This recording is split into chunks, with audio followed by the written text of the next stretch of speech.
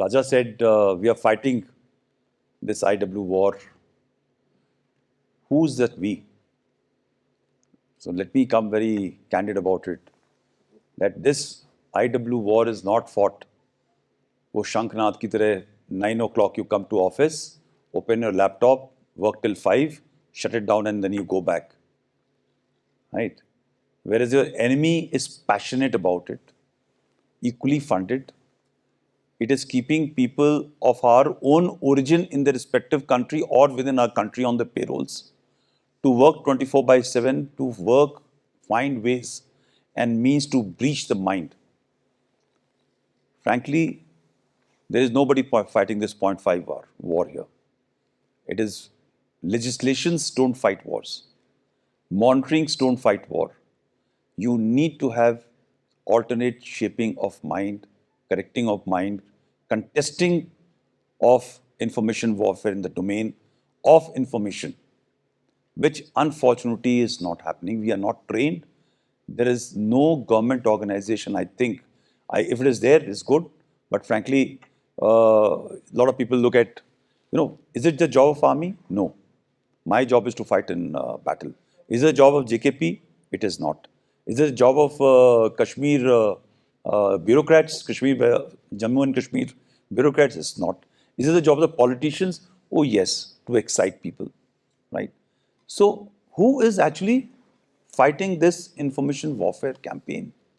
The second front war which is being perpetuated on our country successfully to an extent that the divisions which were less are only expanding. Is not. My advice, because we are so-called democracies where freedom of speech is so important, this fight can be only fought by normal citizens like you and me.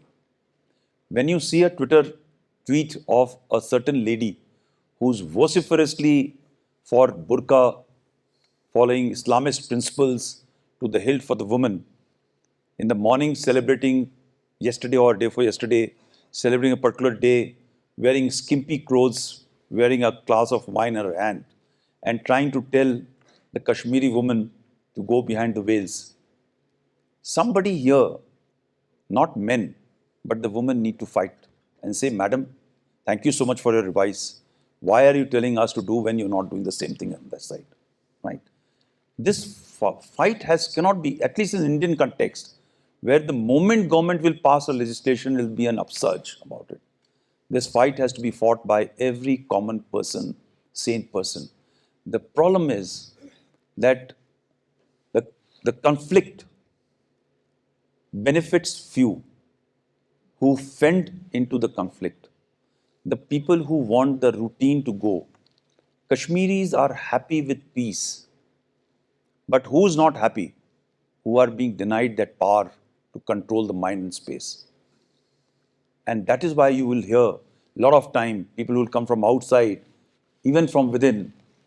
Your revocation of 370 is, there's an undercurrent. People are very unhappy.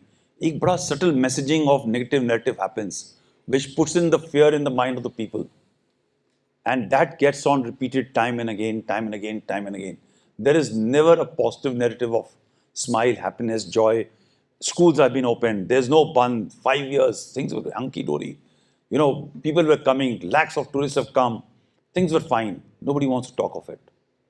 And therefore, this shift, and as Raja said, that unfortunately, a common Kashmiri has been adapted, not for 47 onwards, for last 700 years onwards, to shift onto the side of power, which is going to be brutal on them, because they need to behave according to the masters who are ruling you at that point of time. I hope it changes. Sorry.